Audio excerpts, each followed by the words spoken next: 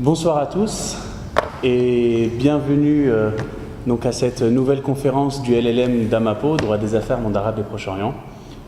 Nous vous remercions de votre présence à cette heure tardive, certes, une fois n'est pas coutume.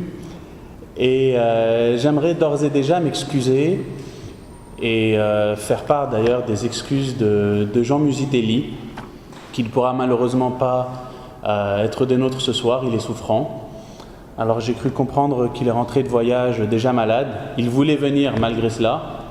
Et au fil de la journée, son état s'aggravait un petit peu, donc on va lui souhaiter prompt rétablissement. Mais nous avons l'honneur d'accueillir Fulvio Caccia. Et c'est d'ailleurs l'homme central de cette conférence, puisque c'est l'auteur du livre qui fera l'objet de notre discussion ce soir. Je vais le présenter. Qu'il présentera donc la diversité culturelle vers l'état culture.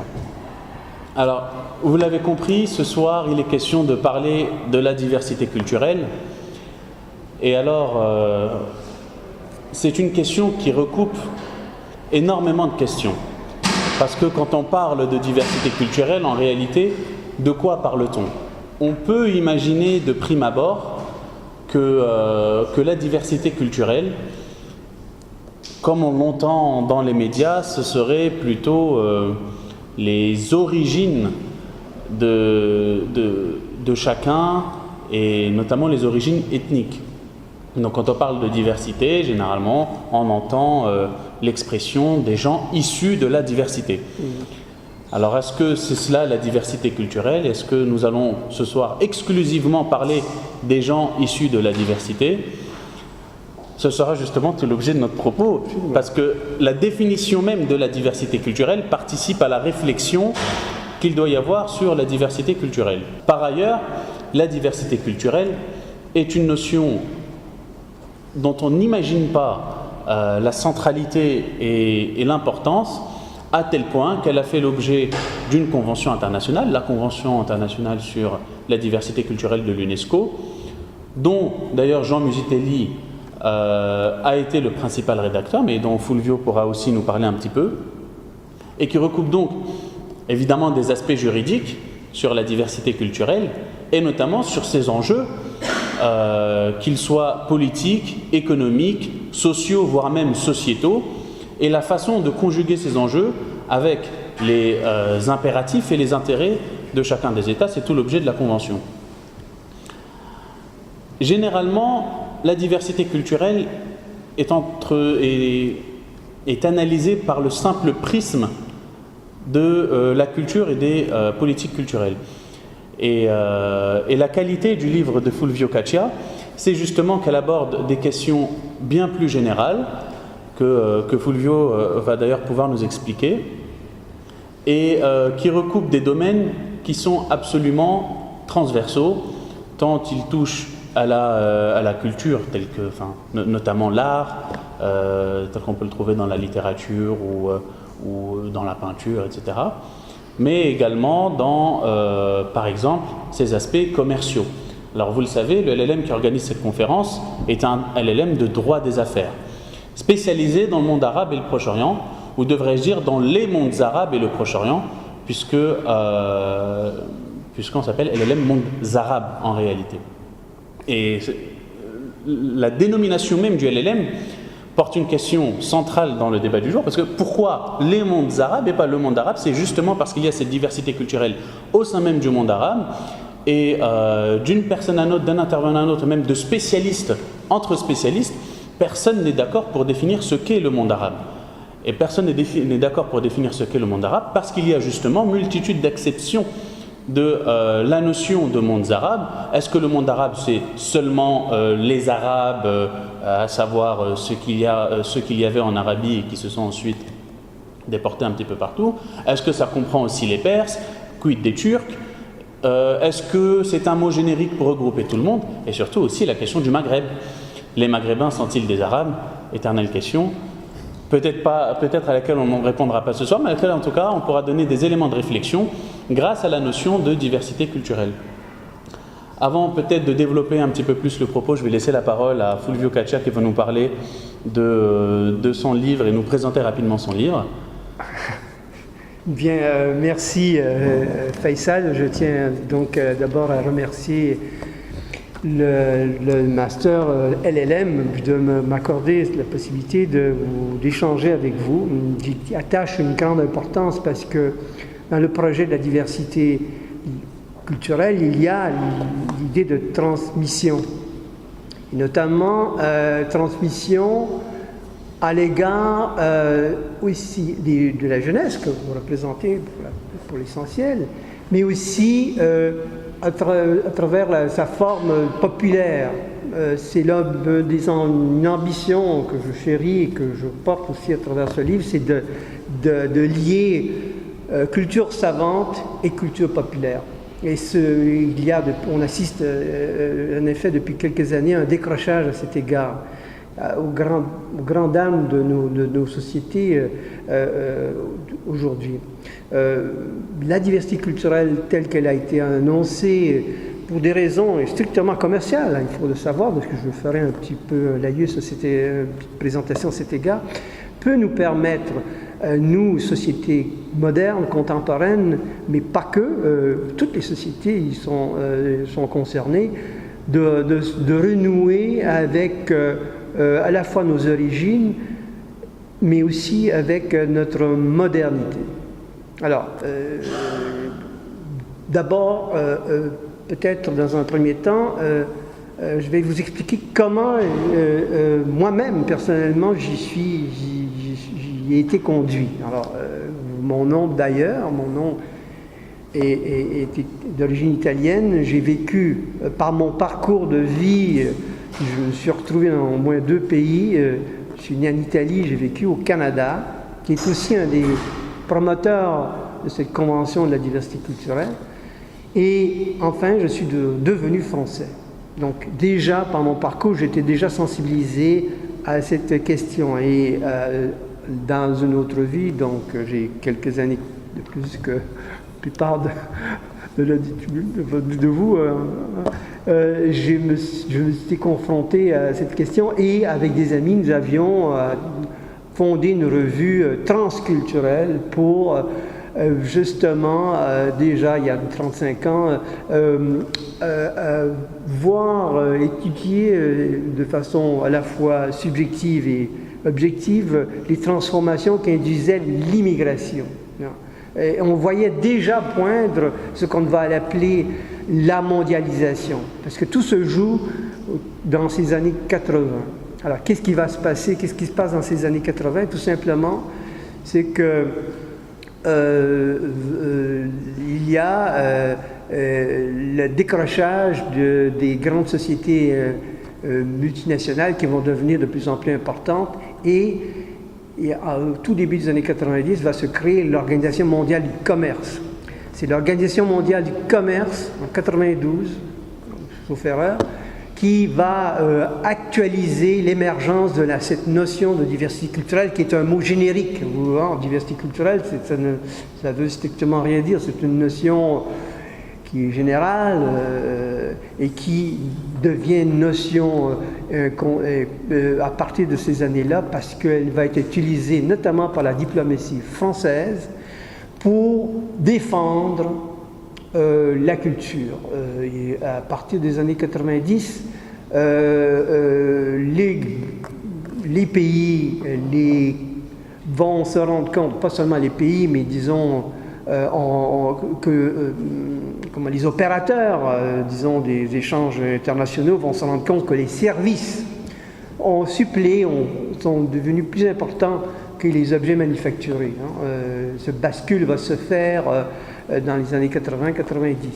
Il faut savoir que quand on va créer les grandes institutions internationales qui gèrent un peu les relations, il y aura bien sûr à partir des accords de Bretton Woods en 1945, après la guerre, la mise en place d'une architecture qui nous gouverne encore aujourd'hui.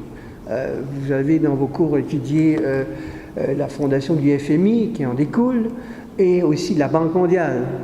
Le dernier étage de ces institutions, c'est l'Organisation mondiale du commerce. Et c'est à cause d'elle que va se développer cette notion. Alors comment elle va se développer? C'est qu'elle va vouloir assujettir les objets culturels, les productions culturelles aux grands flux commerciaux. Et la France va dire non, la culture n'est pas une marchandise. Et la diplomatie française va être très active à cet égard. Et Jean Musitelli en est un des principaux acteurs. Et donc, elle va promouvoir l'exception culturelle à cet égard, pour résister notamment aux industries culturelles impulsées, promues par les États-Unis, qui ne reconnaissent pas à la culture un statut. C'est du divertissement, de l'entertainment. Le cinéma notamment, les disques, le DVD, participent du divertissement. La dimension culturelle n'est pas reconnue. En France et en Europe en général, la culture a une reconnaissance de facto par le droit. Alors, à ce propos, justement, Fulvio, oui. Vous posez le point sur une question extrêmement intéressante, en ce qu'elle met en lumière une certaine contradiction. À mon sens, peut-être, contradiction, du moins contradiction a priori, de prime abord. Lorsqu'on pense à la mondialisation, on pourrait se dire justement que l'internationalisation des échanges et l'effacement des frontières pourrait mener justement à faciliter cette diversité culturelle, de sorte que l'échange culturel est beaucoup plus facile. Oui. Et il est assez étrange de remarquer, ou du moins ça doit nous questionner, que une des conséquences de la mondialisation, justement, c'est l'uniformisation de la culture. Exactement. Et c'est un des paradoxes. Vous avez raison de le souligner, cher Faisal. C'est un des paradoxes, mais il faut comprendre de notre monde. L'événement de la numérisation, le développement, la financiarisation de l'économie qui va survenir à partir de ces années-là. Mais rappelez-vous,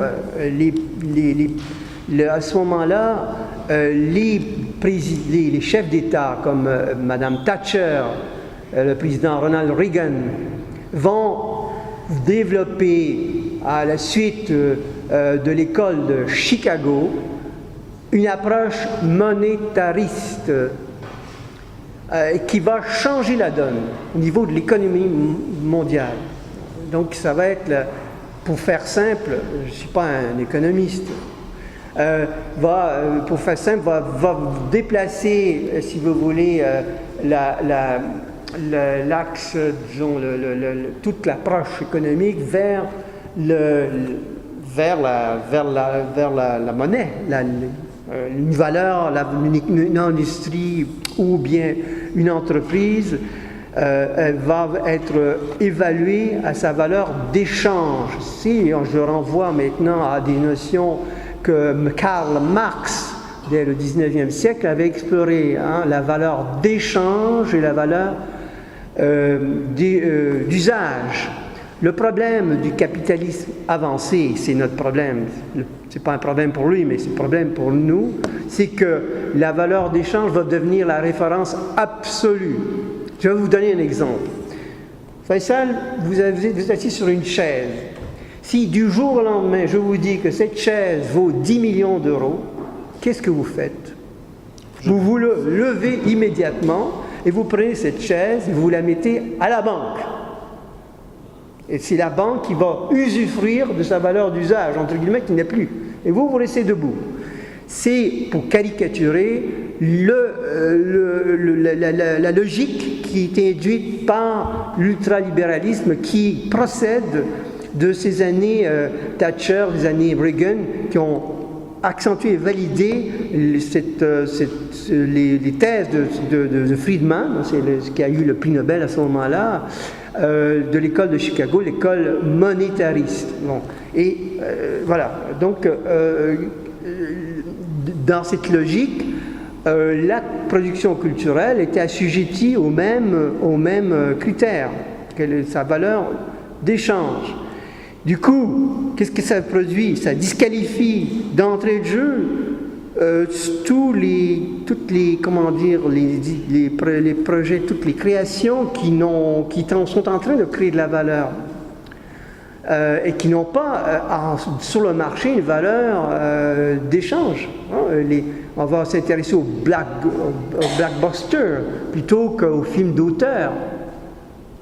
Donc, ça pose un problème. Donc, pour lutter contre cela, la diplomatie française, associée avec la diplomatie canadienne, vont promouvoir cette idée de diversité, cette notion de diversité culturelle pour défendre les cultures nationales.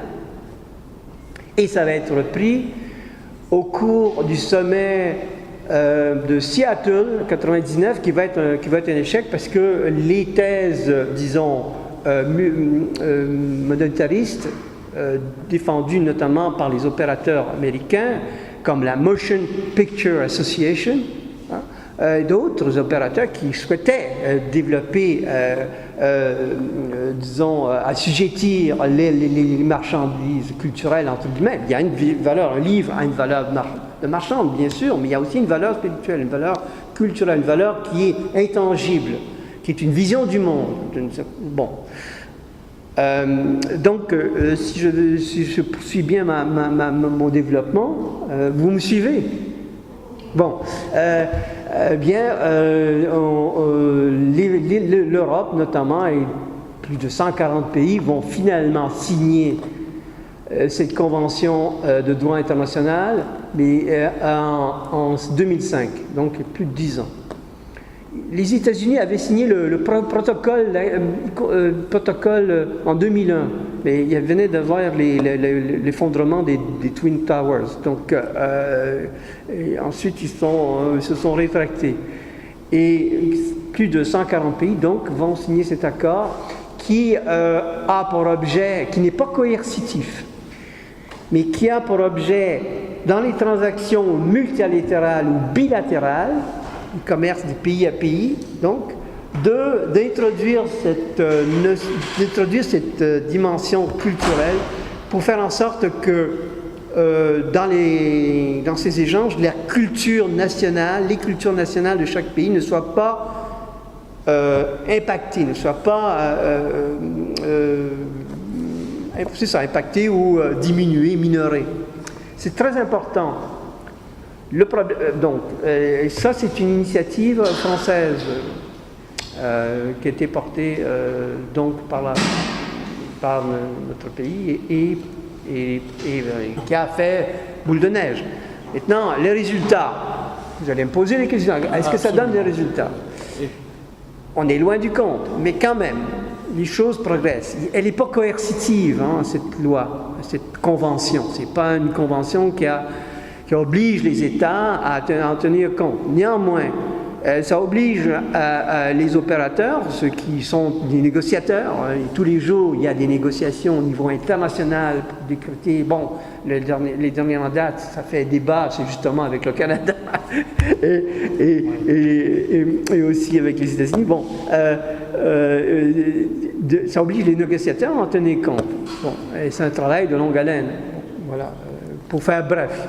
Alors, la notion donc de diversité culturelle est d'abord née dans un contexte de commerce international et qui a pour objet de défendre les cultures nationales. Quand elles vont rentrer cette notion qui est comme une espèce de météore dans l'orbite de l'espace, dans l'espace national, elle va changer de nature, elle va perdre son épithète culturelle pour devenir diversité. Et ça se passe au tournant de l'an 2000, avec des politiques d'intégration qui se sont développées à partir de ces années-là.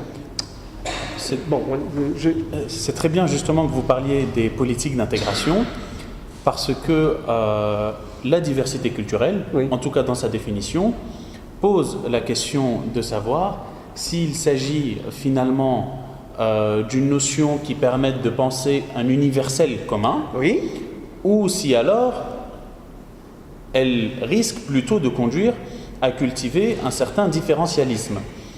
Et à travers justement ce que vous êtes en train de nous expliquer, à savoir la mondialisation qui promeut justement cet universalisme, ne serait-ce que des échanges, mais qui aboutit quand même à une certaine culture du différentialisme à travers la protection des cultures locales.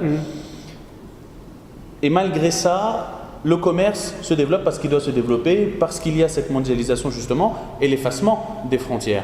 Et dans le cadre justement du LLM, droit des affaires, monde arabe et Proche-Orient, on est très intéressé par cette question des échanges commerciaux et de comment est-ce que, déjà d'un point de vue juridique, parce que c'est notre rôle en tant que juriste, comment est-ce qu'on peut pérenniser ces échanges de sorte à ce qu'ils soient faits de façon complètement certaine et avec toute la sécurité, y compris juridique, qu'il faut. Mais on est obligé de réfléchir de façon beaucoup plus large à la façon dont ce commerce-là peut se développer. Et c'est une question sociétale finalement, sur l'intégration.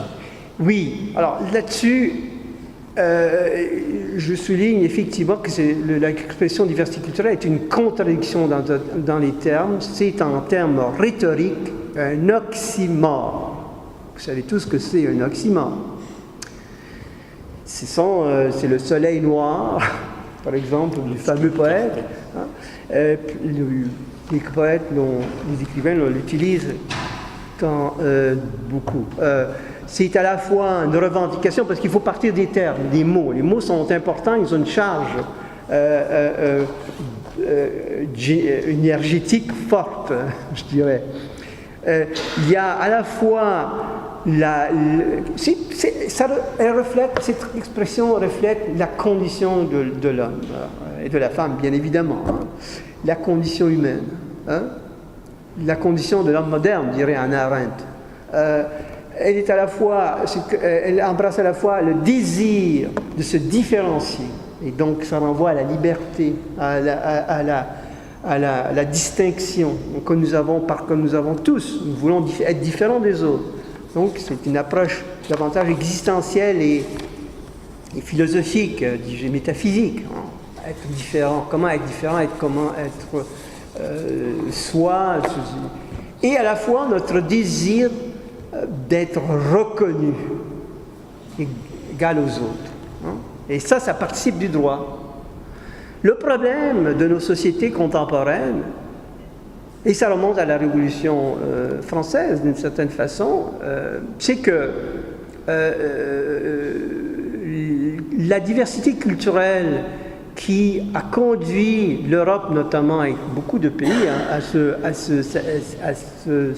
à devenir des États, et a été lue simplement avec les lunettes du droit.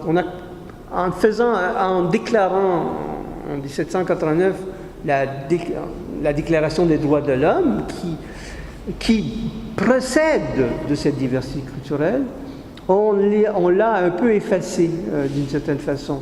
C'est un effet le point aveugle. J'insiste là-dessus parce que on peut dès lors mieux comprendre que le droit procède de la diversité culturelle et pas l'inverse. Et ça nous permet de mieux en saisir les enjeux. Et pour poursuivre cet aspect-là, il faut s'approprier de la culture et de cette tradition humaniste qui est la véritable mondialisation. L'humanisme de la Renaissance, mais qui remonte aussi à ses racines encore plus loin, en tout cas en ce qui concerne l'Europe. Mais il y a un humanisme du Moyen-Orient. Je pense au grand philosophe Al-Farabi, toute cette pensée du Xe au XIIe siècle qui a accompagné la montée en puissance des Almohades qui étaient à la fois militaires mais aussi commerciales, a été repris par les écrivains et intellectuels du Moyen Âge, des Européens, notamment Dante, qui au XIIIe siècle, XIVe siècle, a repris une notion qui était portée par ces philosophes du Xe et XIIe siècle, qui dominaient la pensée et la culture de la Méditerranée, pour construire à leur tour une culture différente, qui va amener progressivement la création d'une nation et d'un État. Cette conscience de cette diversité culturelle dont un grand écrivain tchèque qui s'appelle Milan Kundera disait quelle était la grande valeur de l'Europe. La diversité culturelle, dans son essai qui s'intitule Le Rideau, il dit c'est la grande valeur de l'Europe. Qu'est-ce qu'il veut dire par là? C'est justement ça. C'est que, en fait, aujourd'hui, plus que jamais, nous avons la chance de ressaisir cette diversité culturelle fondatrice de nos cultures pour l'utiliser au mieux dans nos activités, y compris le droit, bien sûr, et les échanges commerciaux. Je me fais l'apôtre de cet humanisme mondialisé qui existait déjà, qu'il faut réintroduire dans nos cultures nationales pour les désencarcaner, si vous voulez, et retrouver justement les valeurs d'hospitalité qui sont à l'origine de la condition humaine. Alors évidemment, vous me direz, mais qu'est-ce que ça a à faire avec le monde du commerce? Mais le monde du commerce, c'est des relations humaines. Et donc, mieux on connaît l'autre, mieux on peut développer des échanges pérennes et solides. On comprend les enjeux économiques de la diversité culturelle. Il y a aussi certainement des enjeux politiques à cette diversité culturelle. Et notamment, j'aimerais orienter un petit peu votre réponse sur des questions vraiment d'actualité. Vous avez parlé d'humanisme dans justement la diversité culturelle. Et par humanisme, l'essence même de ce mot, c'est l'universalité de ces valeurs humanistes. C'est-à-dire, où qu'on soit, il y a justement ces valeurs humanistes qui doivent être défendues par la diversité culturelle. C'est un enjeu éminemment politique, puisque, y compris en France, nous avons des politiques et des diplomaties, des politiques étrangères et des diplomaties qui justement visent à défendre cette universalité de valeurs à travers le monde, que ce soit par du soft power ou que ce soit par du hard power, malheureusement, comme ça peut se produire. Et ça pose évidemment justement la question de cette opposition qu'il y a entre d'un côté la diversité culturelle qui doit être comprise dans sa multitude et de l'autre côté l'universalité des valeurs humanistes telles qu'elles sont défendues. Si je peux transporter, si vous voulez, au niveau des échanges internationaux et des relations internationales, eh bien, nous aboutissons effectivement à la nécessité de repenser ce qui est le cadre qui nous gouverne et tout chacun, c'est l'État-nation. Alors, l'État-nation est le cadre juridique, administratif, social, culturel, linguistique, qui encadre les liens que nous avons entre nous. La Déclaration des droits de l'homme est tout de suite associée avec la citoyenneté, la Déclaration des droits de l'homme et du citoyen. C'est-à-dire que les droits de l'homme ne peuvent pas être conçus. Alors, est-ce que c'est à l'extérieur du cadre de l'État-nation. Le problème aujourd'hui, enfin la question que nous devons débattre aujourd'hui, c'est que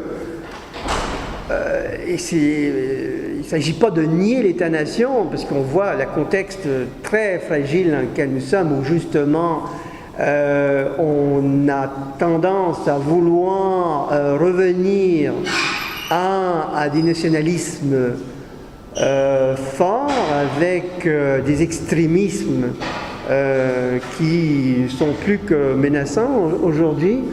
Il est absolument nécessaire de repenser et d'actualiser une nouvelle forme d'attachement à la nation qui ne doit être plus liée au territoire proprement parler, mais qui doit intégrer la dimension culturelle. Il y a une longue tradition en France de cette approche culturelle. Déjà François Ier disait, ou on le faisait dire, tous ceux qui ont du génie sont français. Je ne sais pas si vous l'avez entendu cette expression, mais François Ier, qui a aussi, par son ordonnance de Villers-Cotterêts, mais subtilement, le français comme langue du droit. C'est parce que s'il devient la langue du droit, qu'elle va devenir langue de la cité, et 10 ans plus tard, grâce à Joachim du Bellay, la langue de la littérature. La langue du droit et la langue de la culture sont cul et chemise, fonctionnent ensemble. Et donc, elles ont tendance aussi à, lorsqu'elles se rencontrent, se marient, à marginaliser, je fais une incise là par rapport à la question de le rapport à la langue, à marginaliser les langues maternelles, ainsi que la langue sacrée, d'une certaine façon, les langues sacrées. Alors, je vais me faire référence ici aux travaux d'un linguiste français qui a étudié, mais qui a enseigné ici à cette université, dont le nom m'échappe, mais que je vous renvoie à son livre, Le modèle tétralinguistique, qui a été un livre de référence pour moi. Je vous dirai le nom plus tard. Donc, le modèle tétralinguistique. Alors, la diversité linguistique, elle fonctionne aussi comme un système d'échange. C'est comme de l'argent sacré. La diversité linguistique, elle nourrit. En fait, on revient là je parle, disons, de la mécanique. Là, vous comprendrez la mécanique interne, comment on crée de la diversité, comment on crée de l'unité, parce qu'il faut à la fois les deux. Il faut qu'on se comprenne entre nous. Là, je parle le français, parce que justement, François Ier l'a imposé comme langue du droit, sinon on ne se comprendrait pas. Ce processus-là crée aussi un marché, évidemment. Si on parle la même langue, on peut se comprendre, donc on peut faire des échanges. Tout ça est lié. Et cette relation complexe, multiforme, est la base de la culture, la base de la relation, à la fois humaine, à tous les niveaux. Donc, vous voyez bien que le commerce, pour ce faire, est un adjuvant formidable de l'humanisme et de la culture, bien compris, bien sûr. C'est pas un hasard si par exemple la Renaissance est née en Toscane, puisqu'il y avait des banques, des banquiers, et ils se trouvaient là. Les Médicis, c'était des banquiers. Donc, il y a cette proximité qu'il ne faut pas négliger, sauf qu'il faut redonner aux échanges leur véritable valeur, au sens plein du terme. Non pas une valeur uniquement d'échange, une valeur d'usage aussi. La valeur d'usage, c'est la relation, quelque part. Justement, Est-ce que j'ai répondu à votre question? Peut-être pas. Mais la mutation de l'État culture, elle doit être accompagnée par des gens comme vous. Vous êtes aussi les opérateurs de ce changement, qui ne procèdent pas du droit stricto sensu, mais qui procèdent de la manière dont on s'accapare, on s'approprie sa propre culture, ses propres origines, au sens originel et original du terme. Vous m'offrez une formidable transition, justement, parce que la question de la diversité culturelle de notre quotidien, et notamment dans la participation aux échanges, doit être organisée. Oui. La convention de l'UNESCO, justement, l'organise, oui. Vous en avez parlé, avec des effets parfois qui ne sont pas encore les effets escomptés. Mais du coup, pour vous, Fulvio Caccia, qui avait étudié la question d'une façon extrêmement transversale, qu'est-ce qu'il faut aujourd'hui, de façon extrêmement pratique, pour qu'on puisse appliquer les principes de cette diversité culturelle-là de façon à commercer déjà de façon respectueuse de ces cultures-là, mais aussi de façon performante, parce que lorsqu'un commerçant veut commercer, il recherche d'abord une rentabilité, je veux dire de façon très pratique. Oui. Comment est-ce qu'on met en œuvre toutes les mesures relatives à la diversité culturelle pour faire fonctionner la société dans l'intérêt des gens? Eh bien, c'est une vaste question. Je n'ai pas la prétention de vous dire des solutions. C'est à tout un chacun de le faire d'une certaine façon, mais je pense qu'en développant une politique du goût, c'est une bonne initiative. Alors, qu'est-ce que ça veut dire, une politique du goût? C'est de faire prendre... Et là, il y a des dispositifs qui sont pris par les États. Je pense à la loi NOTRe qui introduit la notion de droit culturel dans la refonte des régions. Alors, cette politique du goût, elle participe d'une meilleure éducation savante, vous y participez, mais aussi éducation populaire. J'en parlais au tout début. Alors, comment faire le raccord? C'est que, finalement, il se passe le dédoublement. C'est très simple, en fait, qu'il faut pouvoir corriger. C'est-à-dire que l'éducation savante, ce n'est que l'éducation populaire transformée. Quand Dante, en 1303, invente la langue écrite italienne, il le fait par un acte d'amour.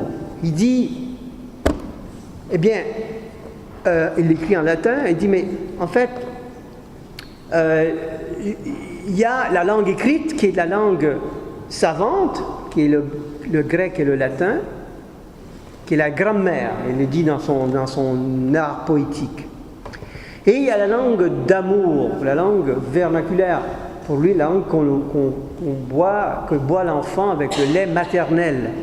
Et il se pose la question déjà à l'époque en disant, mais pourquoi diable cette langue qui est la plus proche, qui est partagée par tous, qui est un universel, ne deviendrait-elle pas la langue de la poésie? Il cherchait la langue de la poésie, la langue de l'amour d'une certaine façon. C'est ça qui est la motivation du poète Dante Alighieri, et qui est aussi la motivation de tous les fondateurs de littérature et de culture, qui vont ensuite induire un marché. Vous comprenez? Et cette motivation-là va se traduire par la Divine Comédie, qui est la langue vernaculaire. C'est-à-dire qu'il va élever la langue populaire au niveau des langues de la culture d'alors, qui ont été longtemps le grec et le latin. Ce travail d'élévation, elle est possible pour tout un chacun. Sauf il y a une conscientisation qui doit être faite. Il faut être conscient qu'on est des acteurs de notre propre culture et notre propre politique du goût, j'allais dire. Et alors, il n'y a pas de solution miracle. Il faut essayer que les États investissent massivement sur l'éducation, mais dans une éducation qui soit une mise en relation. Et ça change tout. Si on a une culture assez gamorin, ou un savoir qui est saucissonné en discipline, on ne voit pas de relation entre... C'est un peu en secteur, et chacun se fait la compétitionne avec l'autre, ben on perd cette notion de relation, mais tout est relié, évidemment. Et bon, je crois que c'est du bon sens. Qu'est-ce que vous en... Enfin, oui, absolument. Alors, enfin, déjà, une... Dernière question, peut-être. Oui, non, mais après ça, j'aimerais vous entendre, parce que vous êtes sage et vous en pensez pas moins, j'espère. Justement, on avait prévu à la fin de cet échange allez-y, je nomme. De questionner l'auditoire, mais enfin, une toute dernière question sur une critique qui peut être apportée justement à cette idée d'État-culture. Oui. Vous défendez dans cet essai l'idée de la diversité culturelle qui doit mener vers un État-culture. Oui.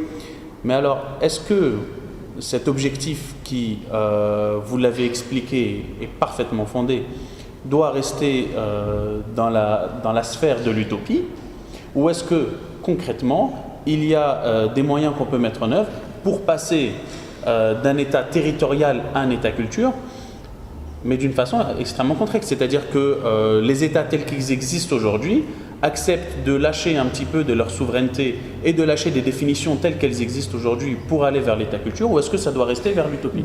Écoutez, il y a une belle utopie qui s'appelle l'Union européenne et qui existe déjà. La logique de notre condition humaine nous porte naturellement, j'allais dire, vers cet État-culture. Et il faut donner à cette belle utopie les moyens de s'affirmer, c'est-à-dire redonner au peuple sa souveraineté fondatrice.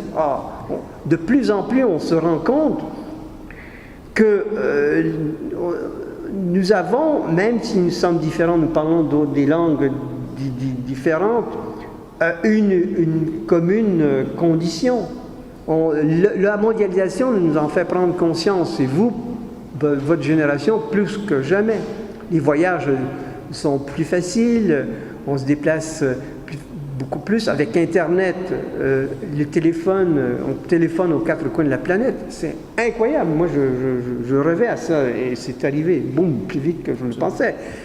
Alors, et puis les enjeux se situent au niveau planétaire. L'écologie est un enjeu, le manque d'eau, la surpopulation. Donc, il faut impérativement accompagner cette mutation, et votre génération y est fortement invitée. En tout cas, c'est le relais, c'est le souhait que je formule ici. Donc, il faut peu de choses, finalement. C'est vraiment peu de choses. Mais il faut le faire dans l'ordre. Par exemple, donner au peuple européen, par exemple dans le cadre de l'Union européenne, la souveraineté qu'il mérite. Et, par exemple, donner plus de moyens, plus de représentativité à l'Assemblée disons, européenne, l'Assemblée législative à Strasbourg, et faire en sorte que ce ne soit pas les chefs d'État. Le problème de l'Europe, c'est que c'est les chefs d'État des États-nations qui vont décider de l'orientation de l'Union européenne. C'est complètement, on marche à l'envers, comment dire, on marche sur les pieds, on ne marche pas sur les pieds mais sur la tête. Comment voulez-vous que les chefs d'État des États-nations coupent la branche sur laquelle ils sont assis? Jamais de la vie. Donc, il faut restituer la souveraineté au peuple.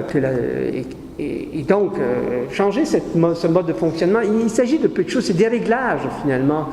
Mais il faut avoir le courage de le faire.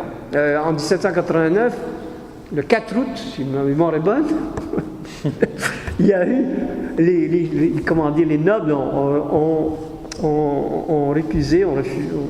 refusé leur privilège.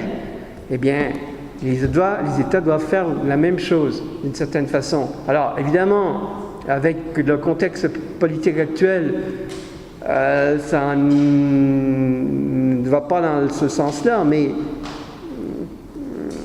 les choses changent. La façon dont les citoyens, vous tous, nous, se saisissent de ces questions et la vivent, peuvent faire beaucoup. Vous posez le débat d'une façon extrêmement intéressante et ça va justement permettre à l'auditoire de réagir, parce que toute la réflexion que vous avez dans votre livre et que je ne peux que recommander évidemment parce que c'est une réflexion sur l'organisation même que l'on peut aborder dans le cadre d'un État au travers de la diversité culturelle. Livre d'ailleurs, pour ceux qui le souhaitent, qui est à la disposition ici des personnes présentes pour que vous puissiez le feuilleter et éventuellement le commander puisqu'il y a des bons de commande. Vous posez là dans votre propos cette réflexion d'une façon extrêmement intéressante puisque justement la diversité culturelle se situe entre cette volonté parfois utopique mais réaliste de rétablir les choses, d'établir une situation justement dans cette diversité culturelle et en même temps dans les extrêmes contre lesquels elle doit se prémunir, des extrêmes qu'on connaît aujourd'hui, de fanatisme religieux qui parfois aussi peuvent se revendiquer de cette diversité culturelle pour leurs actions.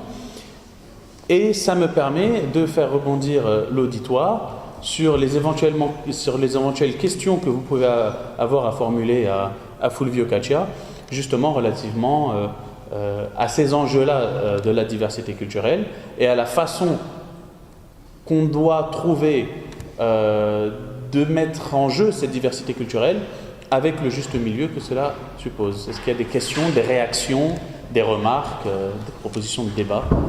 La parole est à vous.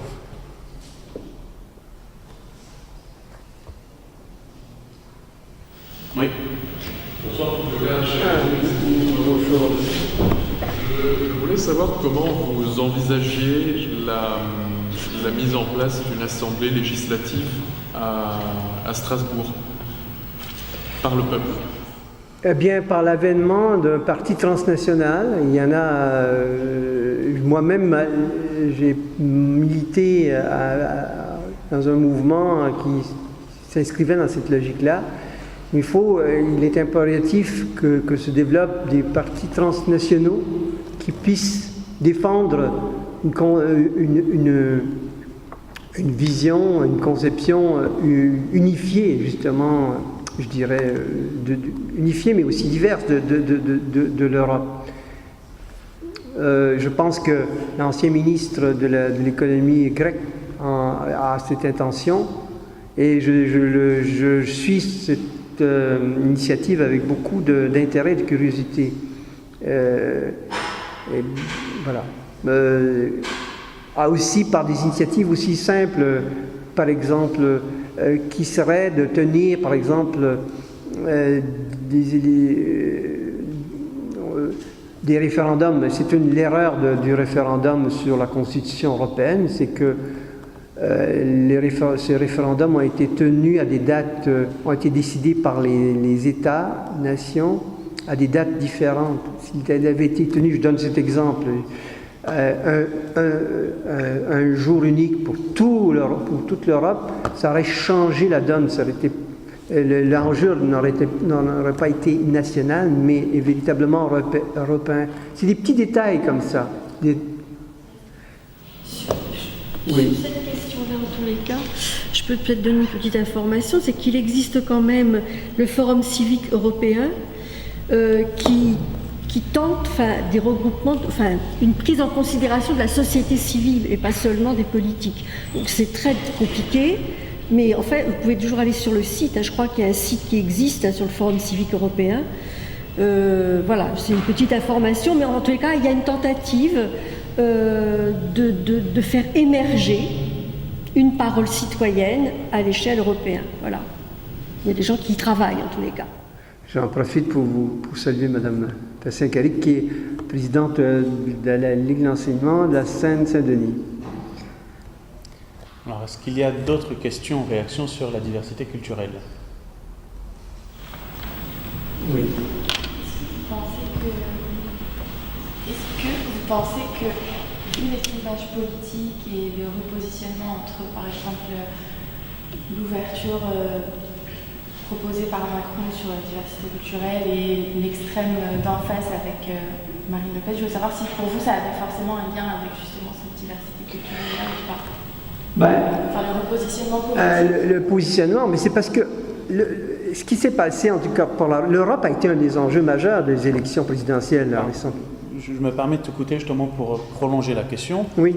parce que ça donne résonance aussi à ce qui se passe en Italie, à ce qui vient de se passer en Italie sur les élections italiennes, qui sont de toute façon l'expression de la volonté du peuple, mais justement ça permet de réfléchir là-dessus. Bien sûr, mais qu'est-ce qui se passe?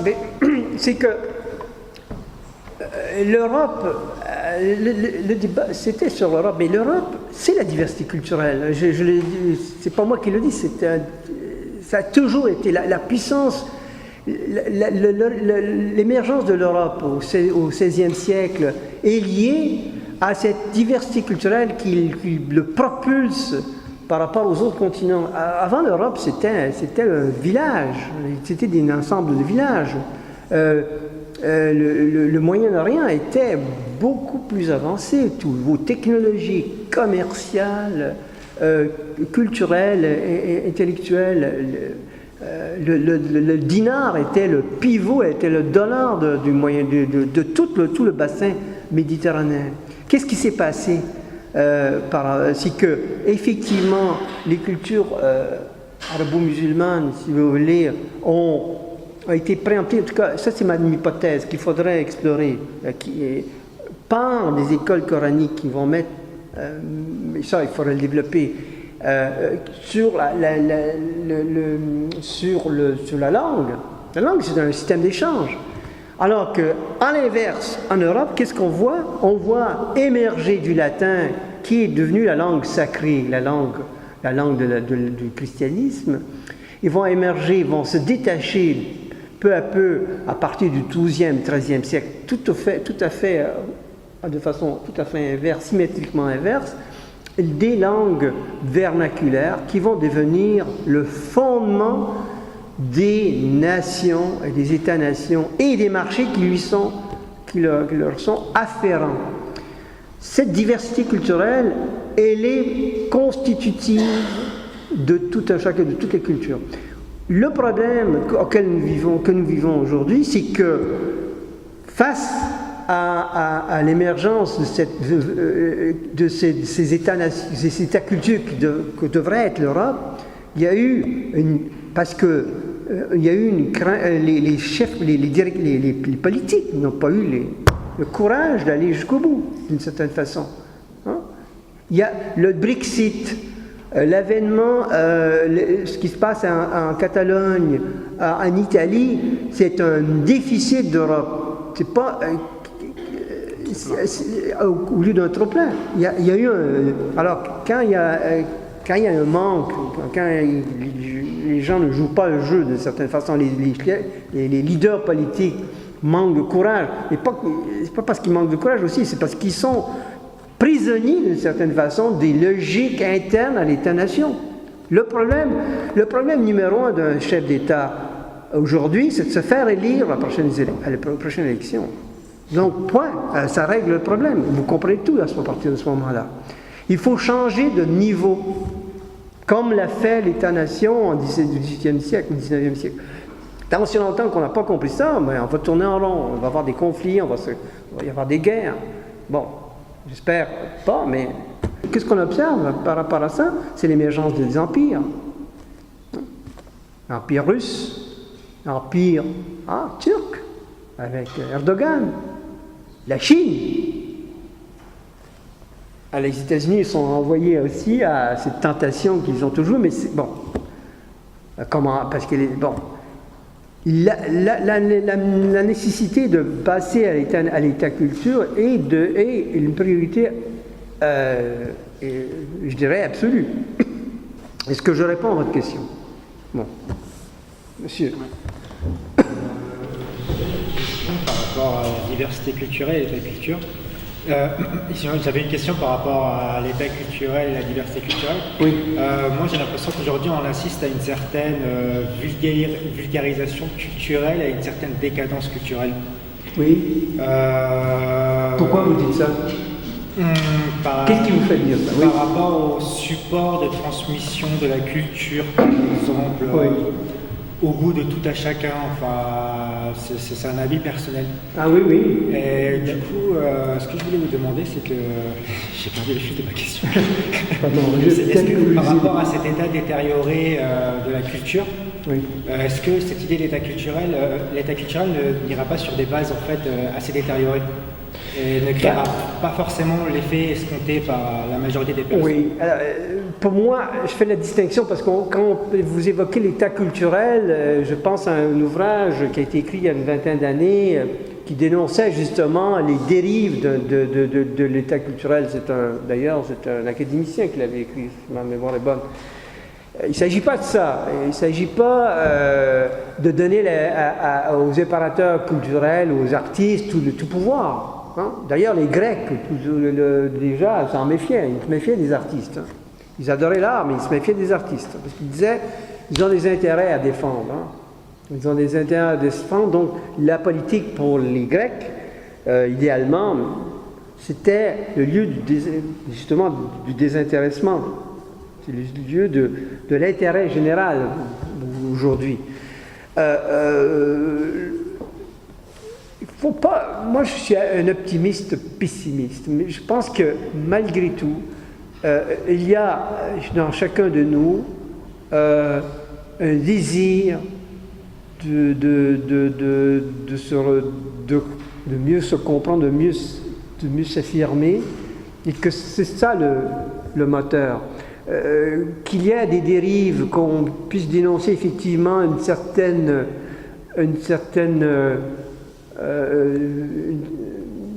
disqualification. Vous faites référence au mode de transport qu'est le numérique. Le numérique, c'est un mode de transport, essentiellement. Mais vous savez, les changements technologiques dans l'histoire de l'humanité a toujours été accompagné de périodes de crise et aussi de disqualification des modes antérieurs. Déjà, Socrate, il y a 2200 ans, par la bouche, évidemment écrit par Platon, se plaignait de l'avènement de l'écriture, hein, qui disqualifiait la parole, et la parole d'homme, hein, déjà. Donc, parce que l'écriture est une nouvelle technologie à l'époque, comme fut l'imprimé au XVIe siècle. Et on craignait aussi qu'il y ait des dérives. Il y en a eu, bien sûr, mais c'est l'histoire aussi de notre condition humaine et qui à la fois nous rapproche de notre cœur vivant humain, mais en même temps multiplie les risques. Mais c'est ça. Il n'y a jamais de position tout à fait tranquille. C'est ça, vivre. Voilà, j'espère avoir répondu à votre question. Est-ce qu'il y a d'autres questions? Oui. Vous disiez tout à l'heure que pour éviter les dérives d'une identité nationale, oui, il fallait réintroduire une certaine identité culturelle. Enfin, une certaine identité culturelle, enfin de la culture. Une identité culturelle. D'après ce que j'ai compris, il fallait introduire un attachement à la culture. Oui, culture au sens humaniste du terme. Oui, mais dans un État multiculturel comme la France, même si dans la Constitution ce n'est pas encore reconnu, oui. Comment faire pour fédérer justement les gens pour justement avoir ne pas tomber dans ce fanatisme? Alors là, excuse-moi. Je vais juste répéter la question un peu plus fort pour ceux qui n'auraient pas entendu. Comment est-ce que dans un État multiculturel, on peut fédérer les gens pour ne pas tomber dans l'extrémisme de l'identité nationale? D'abord, comment dire, la France ne se définit pas comme un État multiculturel. Il y a une confusion à cet égard, mais je ne vais pas revenir là-dessus. Sur le multiculturalisme, mais je veux dire quand même quelque chose. Le multiculturalisme, c'est un état des lieux des différences culturelles. L'interculturel est aussi, disons, on parle du dialogue interculturel, c'est la capacité de pouvoir entendre l'autre, se mettre à la place de l'autre. Et pour moi, le passage à la culture proprement parlée, c'est l'action, ce qui se passe après coup. C'est comment après cet état des lieux et cette mise, et après s'être mise à la place de l'autre, on peut comprendre mieux et donc on peut faire. Hein, c'est l'avènement proprement parlé de la culture. Pour répondre précisément à votre question, eh bien, écoutez, c'est tout le. On pense que. Comment dire, que le fait d'accepter la diversité culturelle, ça va induire l'éclatement de la société. Je crois que, encore une fois, le droit est important, le respect des principes laïques qui fondent notamment la République française sont des clés pour éviter ces dérives. Mais il faut par ailleurs, pour autant que ça devienne aussi des dogmes, il faut qu'il y ait une reconnaissance de cette diversité qui fonde le devenir de tout un chacun. Et ce principe de reconnaissance, c'est d'ailleurs la définition qu'en donne le philosophe Charles Taylor du multiculturalisme. Donc, la bonne politique de la reconnaissance. Alors, je crois que... Pardon ? La reconnaissance réciproque. Réciproque. Oui, bien sûr. Il faut qu'il y ait une réciproque. Ben oui, bien sûr, il faut qu'elle soit réciproque. C'est important, effectivement. Merci Claire Saint-Garic de cette discussion. Oui, il faut qu'elle soit réciproque. Évidemment, mais c'est toute la question de la relation dont on parle. La culture, c'est une écologie de la relation. Mais la relation, elle va dans les deux sens. Si elle est... Le mot hôte, d'ailleurs, est le mot hôte, être l'hôte. Qui est l'hôte de qui ? Hein, le mot hôte a cette double sens, cette double signification. Qui est l'hôte de qui ? On est hôte... Alors, c'est bien une culture haute et autre qu'il faut défendre, parce qu'on se définit toujours par rapport à l'autre. Hein. Rimbaud ne disait-il pas « je est un autre hein. Tout ça est accessible aussi à tout un chacun. Est-ce qu'il y a peut-être d'autres réactions avant de conclure? Une dernière. Bonsoir. Une petite question. Est-ce que, selon vous, la diversité culturelle, oui, elle s'oppose à la notion d'identité nationale? Pas du tout. Elle le complète, elle le magnifie. Parce que l'identité nationale est le produit de la diversité culturelle. La France, un grand historien, le plus grand des annales, disait l'identité de la France, c'est le pays le plus diversifié en Europe. C'est le grand historien Philippe II. Il a écrit sa thèse sur la Méditerranée de Philippe II. J'oublie toujours son nom, c'est incroyable. La diversité est consubstantielle à l'identité. L'identité, il faut le prendre au sens mathématique du terme. Hein. Le principe, quand Aristote définit le principe d'identité, il le définit de façon très logique. Hein. Je vais prendre une référence. Il y a pour lui le principe d'identité, et c'est ça qui va c'est induit qu'une chose est égale à une autre, mais pour que cette chose égale à une autre, il faut qu'il y ait un principe de non-contradiction et le principe du tiers exclu. Ces trois notions-là vont construire tout notre édifice logique sur lequel nous appréhendons la réalité.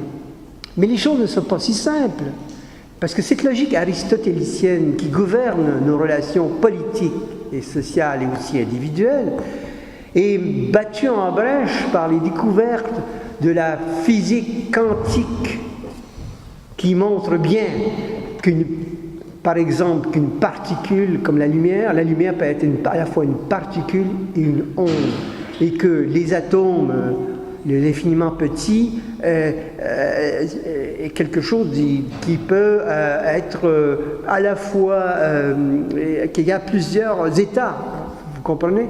Alors si c'est valable pour la matière, l'infiniment petit, c'est aussi mutatis mutandis, valable pour la condition humaine. Il faut, il faut l'accepter et non pas s'en servir comme un formidable moteur. Voilà, j'ai répondu, je pense. Merci beaucoup Fulvio pour votre intervention.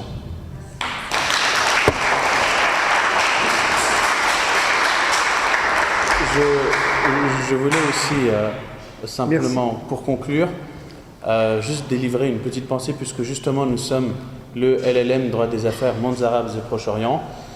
La diversité culturelle est en danger dans le monde arabe à travers les diverses guerres qui existent et l'obscurantisme qui y sévit, mais l'obscurantisme de façon très large, soit l'obscurantisme des milices qui peuvent y exister, mais aussi l'obscurantisme de la guerre de façon générale, telle qu'elle est faite, parce que c'est aussi une guerre étatique. Et simplement donc adresser une pensée pour cette région-là qui est en train de se battre justement pour faire vivre la diversité culturelle. Tout à fait. Et en fait, le Proche-Orient, c'est le berceau de notre civilisation. Toutes nos cultures procèdent de là.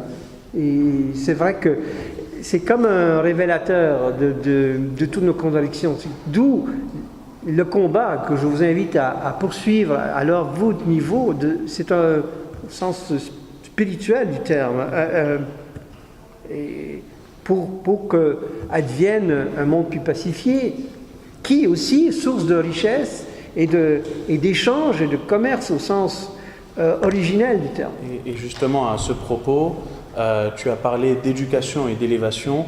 La meilleure façon de combattre en ce sens-là, justement, et en tout cas de faire ses armes, c'est d'acquérir la connaissance de base sur cela. Et je ne peux que vous conseiller d'acquérir cette connaissance par la lecture de ce livre, qui est un formidable exercice sur la diversité culturelle. Il n'y a pas meilleur annale pour ça. Voilà. Merci à vous de votre patience. Merci. Donc vous avez les bons de commande juste là pour ceux qui voudraient. Vous avez aussi une liste d'émargement pour ceux qui voudraient suivre les actualités sur la diversité culturelle avec Fulvio Caccia. Et vous avez également les plaquettes du LLM pour ceux qui voudraient un petit peu se renseigner sur le diplôme et venir à nos prochaines conférences. Merci beaucoup de votre présence.